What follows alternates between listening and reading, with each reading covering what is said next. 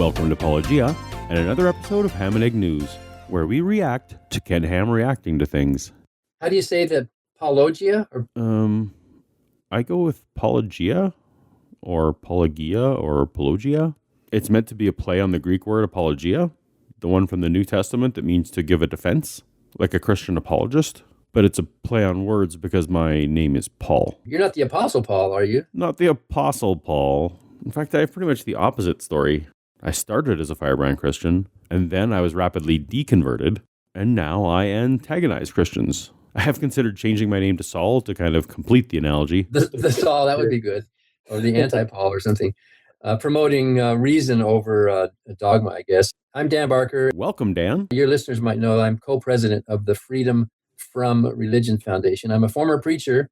I now work for an organization that tries to keep religion and government separate and to educate the public about the views of us atheists and agnostics, secular humanists and non-believers. Well, it's good that you're here, Dan, because it just so happens Ken Ham has been bashing your organization. Do you have some time to take a listen? Yeah, I think so. I hear a dog barking. That's good because my name is Barker, so that's perfectly appropriate. Yeah, my puppy's been trying to get on the show for months now. I think Ken Ham should give us an award because I bet he's raising a lot of money complaining about us as the enemy, right? So religion needs enemies.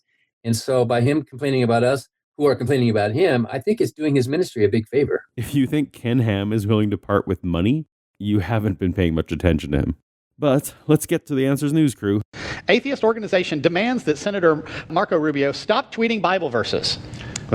Well, Marco Rubio has been tweeting a lot of Bible verses on his private Twitter account. Mm-hmm. His personal Twitter and account. the group that is complaining is the same group that's complaining about the governor, is the same group that complains about Answers in Genesis, Creation Museum, and Ark Encounter, the same group that's bullying people all across America to get rid of Christian symbols. It's called the Freedom from Religion Foundation. They're out of Wisconsin. Mm-hmm. They call us, our group, a bully. They say FFRF is bullying, when actually what we're trying to do is stop bullying. Most of the cases we take are mostly, and he's right about this, in this country, most of it is Christian because that's the majority. It's Christians bullying the students in the school or the people at the city council meeting into accepting their religion or else. And so we complain about that and we're called the bullies. So I don't know if that's a compliment or an insult. What they want is they don't want freedom from religion because atheism is religion. They have a belief that everything came about by natural processes. They want their religion imposed on the culture. Atheism is not a religion. I know Ken likes to frame it that way. He says atheism is a religion. How can it be a religion? There's no creed, there's no uniformity, there's no doctrine, there's no hymn books, there's no atheism church buildings. There is a small subset of atheists, a tiny subset, who do think atheism is like a religion. And one of those is Michael Newdow. He actually has an atheist church. But he's viewing it more in a legal sense than in a philosophical, because even Michael Newdow says philosophically atheism is not a religion. But legally, if we want to have the free exercise of religion and you include atheism, well, then we can also take some of these free exercise places, he thinks. I don't know if that's a great strategy. So Ken Ham might be attacking something of a straw man by looking at a few minority atheists who do think atheism is a religion. But basically, it's the lack of religion. It's the absence of a belief. You know, there's that old joke. If atheism is religion, then baldness is a hair color. Or the off button on your TV is a channel. You know, it's none of the above. Or like Bill Maher says, if atheism is a religion, then abstinence is a sex position. It's none of those. It's the backing off and backing away from religion. And of course, freedom from religion is the same as freedom of religion, because you can't have freedom of religion if you're not free to dissent from religion. Freedom of religion includes both of those things. We're not trying to impose it on anybody. We're not trying to say everybody needs to be free from religion by state coercion, because we're not trying to interfere with freedom of religion. We just think that when it comes to government speech instead of free speech, the government must be neutral. And by the way, we also think, with Ken Ham and his guests there, his co-hosts, that we should share the quote-unquote truth of God's word with the world. We think people should read the Bible. We're happy when people read the Bible, because if you actually read the Bible for what it really says, there'd be a lot more atheists, there'd be a lot more unbelievers. And that was the subject matter of my most recent book, God, the Most Unpleasant Character in All Fiction. What they're trying to shut down is the free exercise of religion. Because, see, the First Amendment is all about, the state not having a state-imposed religion, which is what it was all about. Right. It's the freedom of religion. But it also says, and the free exercise of. And so trying to stop someone, regardless of who it is, Marco Rubio, anyone, tweeting Bible verses on their personal Twitter, it is really trying to stop the free exercise of religion. Tweeting Bible verses on his private Twitter account. And notice how they glossed over that. The free exercise of religion allows people the free speech to promote the Bible on their private account. Actually, this Twitter account is technically, yes, it is his private account because he has an official senatorial account that he uses. However, this private account isn't just him and a few relatives and friends showing cat pictures and what they had for dinner. He's got more than 3 million followers, and he uses this account, Marco Rubio, to communicate with his supporters and his constituents, and he makes announcements on this so-called private account. He even communicates with heads of other governments on this so-called private account. And on his official account, the senatorial account, Marco Rubio refers to many of the things that he says in his so-called private account. And so the courts dealing with Trump, for example, have had to decide, well, when does a public person's private account become a public official speech? And of course, with Trump, a lot of his tweets are considered official policy statements. So we are not opposed to Marco Rubio or anybody else having their private free speech, but this account of his is actually a public governmental account. Even though he's using his private name as is, he's actually using it as an official governmental platform. So we're complaining that a senator in a secular country representing a secular state, when he goes to church and when he's, outside on the sidewalk talking to friends, that's one thing. But when he's doing official business through this account, he's stepping over state-church separation. And of course, we all know there's a difference between free speech and government speech. So Marco Rubio is exercising government speech on this so-called private account to promote his own private religion, which violates the separation of state and church. The Daily Caller, atheist group calls Bible hate-filled book, says God worse than white supremacist thugs. So this was a letter that was sent from the Freedom from Religion Foundation to Matt Bevin, who's the governor of the state of Kentucky, basically saying that by quoting the Bible and talking about Christianity, you're encouraging violence and racism. Actually, the attorney, I believe it was Andrew Siddell, the attorney for Freedom from Religion Foundation, who wrote this. He's the same one that published all those lies about the Ark Encounter and they attacked the Creation Museum. Do you know what he's referring to here? Yeah. So our attorney, Andrew Seidel, we sent him to the Ark Encounter to make a little Facebook video ad. If the religious right remains unchecked, science-based education will be history. This will be the classroom of the future. Ken Ham's Ark Park. And he went there, and when he went in there, it was pretty much empty. And we found out that the attendance at the Ark Park is way, way less than Ken Ham had promised that it would be. And when Andrew pointed that out, it's true. So then later, Ken Ham produced his own video to counter it, in which he invited a whole bunch of people and said, "Look around, it's not empty. Look at all these people." Well, Andrew pointed out, well, he had them all kind of ushered through these ropes, to come to right where he was standing, so it looked like a lot of people.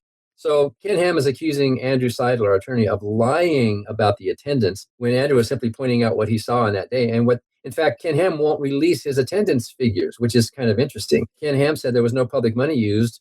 He's the one who's lying when he says that, because under his own sworn testimony, and when he was filing with the state of Kentucky, he admitted that this Ark Park would not survive. It would not float without public tax dollars. So who's the liar here? Ken Ham obviously doesn't like being criticized, and so he's slamming back at our observations of his Ark Park.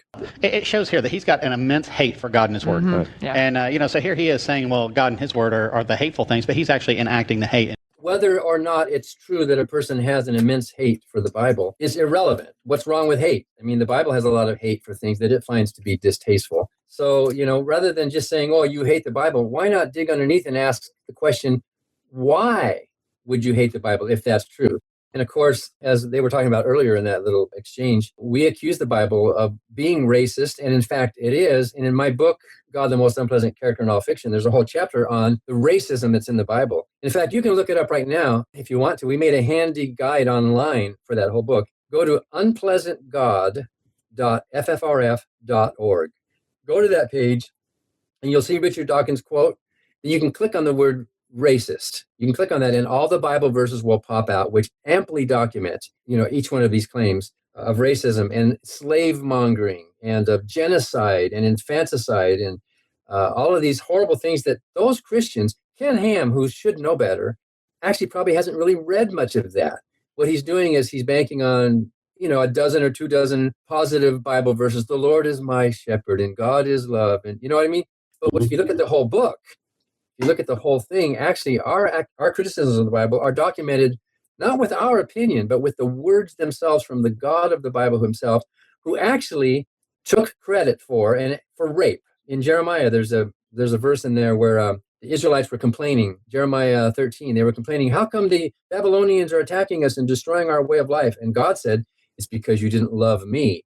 And when those Babylonians are coming to attack you, and when they violate your women, when their skirts are lifted up and they are violated, I myself am lifting up their skirts. The God of the Bible took credit for, in fact, God isn't a physical being. He doesn't have bodily organs, So whenever God in the Bible had to do something, he had to use human agents to do it. So the Babylonian pillaging and raping of the Israelite villages was God himself doing it. When you point that out, he's not an admirable character, and yet I bet you Ken Ham doesn't even know about that verse. I bet you he skimmed over it and doesn't even realize. And if he has looked at it, he might have thought, well, that must be metaphorical, right? But even if it were metaphorical, it's still in horrible taste. Why would you use sexually assaulting women as a metaphor to make a point, even without denouncing that whole thing? So every one of those accusations we make about the Bible, and of course the white supremacy, there's a chosen people, and then there are the people that are cursed, and then there are those who are to be cast out. And we do know that the KKK, for example, uses onward Christian soldiers as their theme, and most of them, including most of the Nazis were mainly Lutherans and Catholics. Most of them did believe in God and thought they were doing God's work. I'm sure most Christians in America are not that bad. Most Christians, like, that woman in this exchange here, a nice American woman who doesn't realize what her Bible says. She's better than her Bible. She's nicer than her Bible. Those guys are probably, I bet even Ken Ham is a nice guy, even though he looks kind of loony. I bet in his daily life, he's better than the stuff that's in that book. And what we're pointing out is that the book itself, whether you are better than it or not, the book itself is very violent and a very vicious book. If you followed it, if you follow the teachings of the Bible, this would be a horrible world. And the Freedom from Religion Foundation, I've actually always said they're not the Freedom from Religion Foundation, they're the Freedom from Christianity Foundation. Yeah. What a silly thing to say. In the United States of America, demographically, most believers are some kind of Christian. And the right-wingers of that religion are the ones that are causing most of the problems with state-church separation. At least, I would say 95% of the issues that we deal with, by necessity, are dealing with the troublemakers who happen to be the right-wing Christians. We don't see that much from Judaism or other religions, but we have complained about Islam being officially recognized. We've complained about the Quran, although you would expect, proportionally there would be less of that in the United States, and there actually is. So we're not picking on Christianity. We're not the bullies. It's the Christian bullies that we are fighting against. So yes, we are a freedom from Christianity organization, but that's because Christianity is one of the many religions that we are free from. And they said, that religious education and religion in general would lead to increased levels of all manner of societal ills, including violent crime, homicide, poverty, obesity. How does Christianity lead to obesity? Yeah. Teen pregnancy and infant mortality. You can show statistically, sociological studies have shown that the countries of the world and the states in the United States who do respect the Bible more, who are more Christian religious, they are worse off by all these measures of societal health. And you do find in the areas, that the Bible Belt areas, you do find increased teen pregnancies and increased violence, even if you think that's a bit of a stretch because causation and correlation are not necessarily connected. We know from experience, the stories that come to us. For example, a parent in a Southern school, her kids were coming home from school saying, they're teaching my kids that they're teaching us that God is real and that the Bible and that we're going to go to heaven. And so when she complained, the school did nothing. And her children were being bullied. The little girl's head was being pushed up against the bathroom wall by these other students who were saying, you're going to hell. You need to get with the Bible. There really is a kind of a violent tribalism that happens when somebody steps outside of the majority religion, bullying on the playground. In fact, some of these parents had to take their kids out of school because their kids were non-believers. The bullying is happening by the Bible believers themselves who think they have this big, powerful, violent, angry, jealous, macho God who's going to send people to hell and punish them for not bowing down and worshiping him. That's the real bullying. And when we write a letter to the school pointing out the impropriety of the school pushing religion, that they should stop, we are called bullies for trying to stop the bullying. What the Freedom from Religion Foundation taught, they want evolution taught as fact, God totally thrown out. Yeah. You see this false dichotomy that Ken Ham just made. People who believe in evolution are atheists, when in fact Ken has to know that the majority of Christians in this country also accept the fact of evolution. They don't see evolution as any threat to their faith. In fact, I would ask Ken Ham, who is he to dictate to his creator, assuming that that creator exists, who is he to dictate to this God how he could not have created life on the planet? And there are many Christians, church-going, devout, Bible-believing, praying Christians who accept the scientific fact of evolution because they see it, that's the way God did it. So Ken's little tiny young earth creationist mentality is impoverished. He doesn't see the bigger picture. And in fact, it's somewhat arrogant that he would command God not to do it through something as beautiful as evolution, which is really an amazing thing. Which means abortion, and of course they defend abortion, so That's right. they actually want infant mortality because they defend abortion. Abortion is not an official part of our mission. Most of our members at FFRF are for free choice, for a women's right to choose her reproductive future, including me and all the staff that I know of here. But there are some anti-abortionists who are atheists. It doesn't follow that if you don't believe in God, you're necessarily pro-abortion. So he's making a mistake there, and he's painting with a big brush. And in fact, he also has to know that many church-going, Bible-believing Christians are also pro-abortion. They are in favor of women's equality. And in fact, there's even Roman Catholics. There's a group called Catholics for Choice. So this is not an either-or atheist thing. He's trying to make it look like all atheists are just one way. When we work for state-church separation, we are not necessarily taking a position on abortion. What we are trying to say is that the government should not be influenced by a religious opinion when it comes to policy issues like that. And most of the time, the opponents of women's rights and freedoms and abortion and birth control, most of the time, those opponents happen to be Christian right-wingers who are opposed to it. So it looks like we're fighting them, face to face, when really the issue is whether the government itself should be involved in promoting or hindering a religious idea. The violent crime, if there's no God, Right. why shouldn't you shoot whoever you why want? do these things be wrong Who to determines them? what's right and what's wrong? I mean, Homicide. Again, he hasn't read much philosophy. I bet he hasn't read any atheist books. I bet he hasn't read my book, Life-Driven Purpose, about a better source of morality than the Bible, obviously, which is instinct and law, and reason and common sense, which I think all religious people share in common as well. The golden rule is not a Christian concept. It existed long before Jesus. He has the simplistic idea that the only way you can be moral is by following the orders of the dictator of the Bible, when we know that most good people, Christians included who are good people, are following what we would call humanistic principles.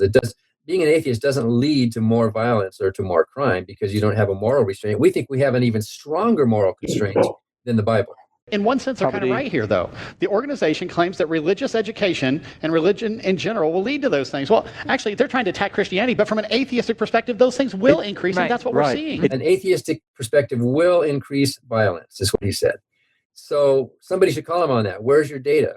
Where are your statistics for that? That seems to be an ideological, doctrinal statement, which is not rooted in any fact. So if someone's going to make a statement like that, they should come forth and say, well, look at atheists. Look how overrepresented atheists are in the prison. When in fact, if you look at the data, atheists are very underrepresented in the prison population. It's hard to get the facts, but we know from federal prisons that atheists make up 0.02% of the prison population. 0.02%. When atheists are at least, outspoken atheists are at least 7%, and implicit atheists, agnostics, and secular humanists are more around 10 to 12%. And some sociologists even think it's up into the 20s. People who actually don't, what you would call practical atheists, they don't subscribe to a religious morality. So if that's true, if what he said is true, then you should expect it in the prisons, 7, 9, 10, 20% of the prison population should be atheistic, when in fact, most of the prison population is filled with God believers, including Bible believers. And then they say the Ku Klux Klan is and always has been a Christian group. Hold on a second here. The leader, probably one of the most famous Ku Klux Klanmen, is David Duke, who is a well-known evolutionist. He believes evolution. He's following after that. He's walked away from any form of biblical Christianity. David Duke in evolution. Did you see that fallacy he made? That if a person believes in evolution, they're not necessarily a Christian. That if a person believes in evolution, that they are therefore atheistic. They're making this not only a straw man, but a fallacy here, that if any evolutionist they're automatically an atheist because they're denying that God created everything. That's really a perversion in their minds that they can't see. They can't get those glasses off of them, that evolution has nothing to do with atheism or religion. Evolution is a scientific thing. And in fact, evolution does not necessarily deny a God. Jesus endorsed slavery and beatings. Oh, they don't understand what in the world's going on here. Slavery in the Bible is much different than, say, slavery that occurred here in the United States and the UK. It was more like a servant. Yeah, it was. It was more like a bankruptcy law. You voluntarily went into it for 6 years, and you're released on the 7th year for someone to cover your debt. Well, we had something very similar to that in this country in the past. It was called an indentured servant. And that's more of what biblical slavery was. And so, people, it's an equivocation fallacy. Equivocation.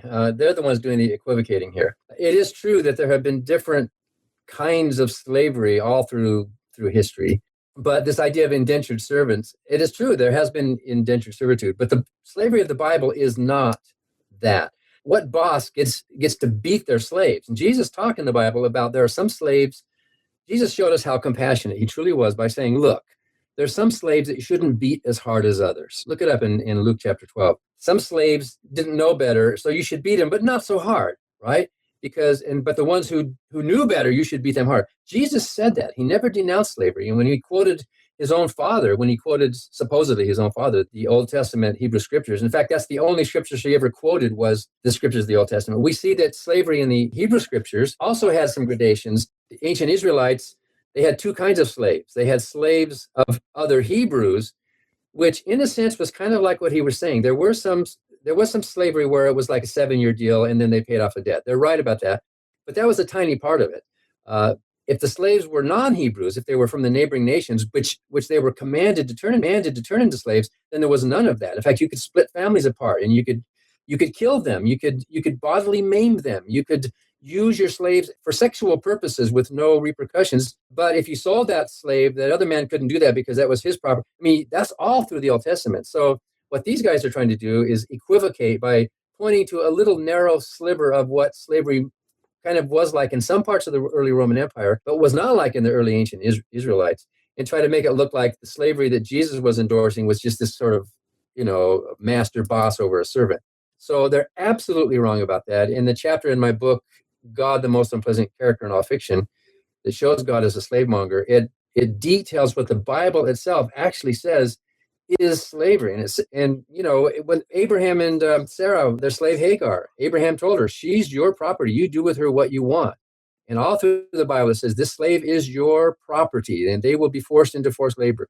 So they are sugarcoating and they are dishonestly misrepresenting what the Bible actually says about slavery. Our criticisms of slavery are spot on. And in fact, many churches in the South before and during the Civil War were quoting Bible verses in order to continue the justification of human beings owning and abusing other human beings. So we are right about that, and this guy is wrong. I want to thank Governor Bevan, the governor of Kentucky, for his boldness in bringing into law the Bible Literacy Bill, which allows Kentucky public schools to develop and offer courses that teach about the Bible's role in American history. Do you know anything about that, Dan? Yeah, and it's not just the governor of Kentucky. It's all over the country where there's this attempt to get the Bible into the schools under a supposed secular educational purpose. We're not preaching the Bible. We're just teaching about it and its role in history.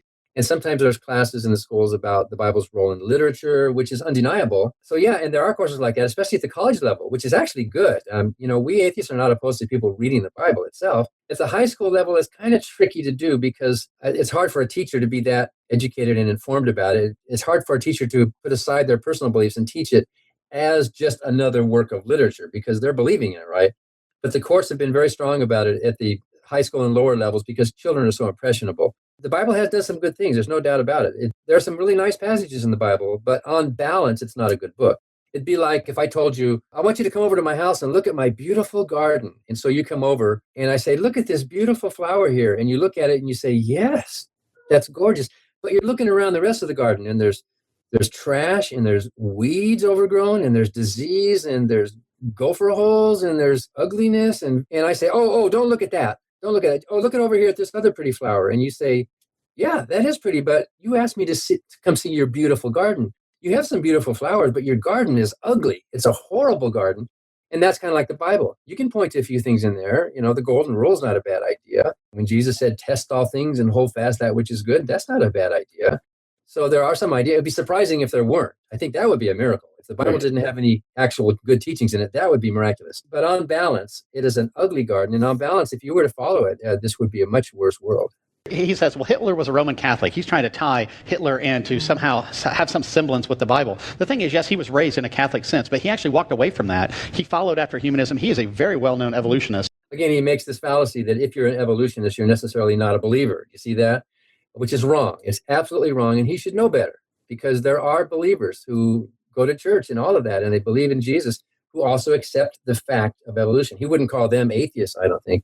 not only was Hitler raised in the Catholic Church and was a member in good standing of the Catholic Church until his death, even though the Church had ample opportunity to excommunicate him for his atrocities, they never did. In fact, the Roman Catholic Church signed a concordat with Nazi Germany, and Hitler quoted Jesus, and in Mein Kampf even, he said, the work that Christ started in exterminating the Jews, I will finish. You can find all sorts of positive pro-Christian quotes that Hitler made, anti-abortion quotes, by the way. He wanted prayers in the schools. I will agree that Hitler was a really weird Christian. I mean, he didn't represent my Christian views, but the fact that he was a weird Christian does not mean he was an atheist. He was just a strange kind of Christian. And look at Christians today. Most Christians today think a lot of other Christians are weird Christians in some way or another. That doesn't make them non-Christians or atheistic. So our criticisms of Hitler being a believer who talked about God, he did modify Christianity in a strange sense. He kind of mixed it up with some of these Germanic paganism and that. But you find that with other, weird stuff in Mormonism or another Christian sects that are trying to combine. So you cannot call Hitler an atheist. He was a very bad Christian. And in the same way that Stalin might have been an atheist. We actually don't know, but Stalin was probably an atheist.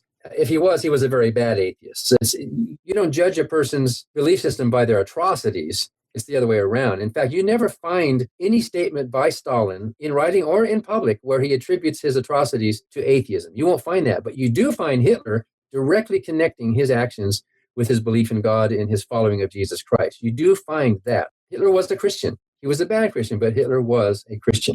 I mean, they just keep saying, Christianity increases violence. What?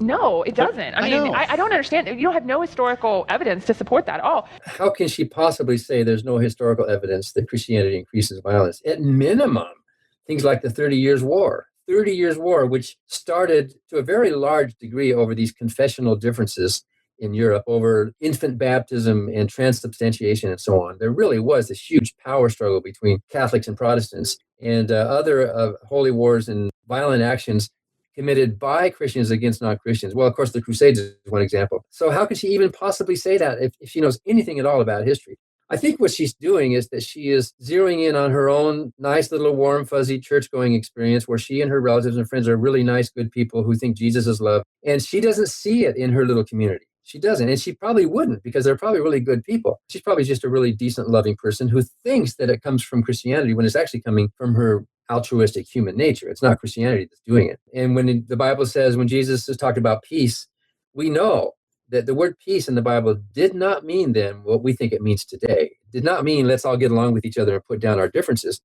Peace in the Bible was a militaristic term. It was actually a violent term, like the Pax Romana. The Roman Empire had peace because they had subdued all their enemies and removed the threat. They did it by military force. And even in the Old Testament, you see that. God said, when you go into a village, offer it terms of peace, shalom, it said. If it doesn't accept your terms of peace, you either kill them or turn them into slaves, and then there will be peace on earth. So Jesus was quoting his father, talking about peace on earth. It wasn't just, let's all hug each other and get along. The peace was a militaristic threat of violence so that we would all bow down and worship just one God and him only, like this possessive, jealous, abusive husband who tells his wife, you have to just look at me, and if you look at any other man, you're going to burn. You're going to suffer with pestilence and genocide. So peace that Jesus talked about was that kind of a peace. It wasn't this feeling in your heart. It was a way to get rid of all of the rivals to God's authority. That's what peace meant in the Bible. You talk about Jesus doing that, but what did Jesus do when they were wanting to stone the woman for adultery? He basically said, okay, now he didn't say what she was doing was right, but he basically made it so that no one stoned her. That's supposed to be an example of a wise thing that Jesus did.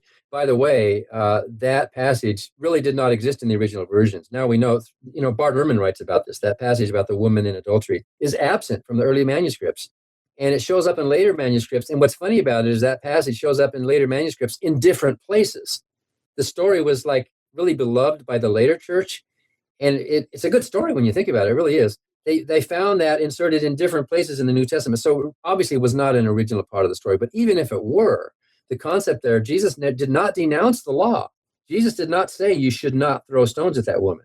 He said, if you are without sin, then you could cast a stone at her, because the law is the law. It was still stoning a woman to death for adultery was still the law. And Jesus said every jot and tittle of the law should be fulfilled. He did not come to overturn the law. He did not denounce the ancient Old Testament Israelite laws. He affirmed them, but he was putting that woman's life at risk, because what if there had been a righteous Pharisee there who said, well, I don't have any sin? He would have been justified in stoning that woman to death. A truly moral Jesus would have said, it's wrong to stone somebody to death for having sex outside of marriage. That is immoral, that is wrong, that is cruel, that is sexist, because where was the man? The man was obviously involved as well. Why didn't they bring the man before the judges as well and say, we're going to stone him to death? So Right. that was not really, that's not, they think that's a great example of the mercy of God when actually it underscores the violence of the ancient Jewish law, which Jesus came to uphold. They're just not thinking As we biblically. get towards the end, we want a lot of emojis here as we start yeah. to get towards the end. I bet there was somebody from the United States. So there is. Oh, that's the end of it? Okay. Yeah, unfortunately, we're out of time. Well, that was fun. I was having too much fun. I should go on with that. Trust me, these three never stop talking. But that's all they said about your organization this week. I will say that I recognize those people because I was one of them. And when you have the truth, capital T, the truth, and you know it's true in your mind, like I did, then everything else is your enemy. Everything else out there is in opposition to you, and you have to defend it. It's like this tribalistic worship of the alpha god, or which translates, you see it in your worship of your sports team, for example. Yeah, kill, we got to get them. There's something in our identity that when you latch onto a cause or a religion or a tribe or a team or something, that you defend it at all costs. And I think it was easy for you to see how their judgment has been compromised. They're squeezing everything into this little funnel of their truth without seeing a broader picture. Indeed. Well, if any of you are not already following the Freedom from Religion Foundation channel on YouTube, check it out. They've recently begun their own new style program where they discuss current separation of church and state topics, but their show has well-informed voices, including Dan. And Dan mentioned a few of his books. Being the former pastor that he was one of the voices that was super important to me as I left the ism, so I can recommend them highly. You can find them at Amazon and other fine establishments. Dan's also a musician with quite possibly the greatest church and state music catalog on the planet. Man, I really should have asked you to play the Ham and Egg theme song for us. Maybe next time. If you enjoyed this video, please tap the subscribe button to be notified when future Apologia projects go live. And in between times, I post my take on science and religion on Facebook and Twitter at Paulogia0. Finally, a huge thank you to my Patreon patrons, whose help and assistance are helping me expand the quality and quantity of this channel. If that sounds like something you might be willing and able to contribute to, you can find the link in the description. Thanks once again, Dan, and until next time, later.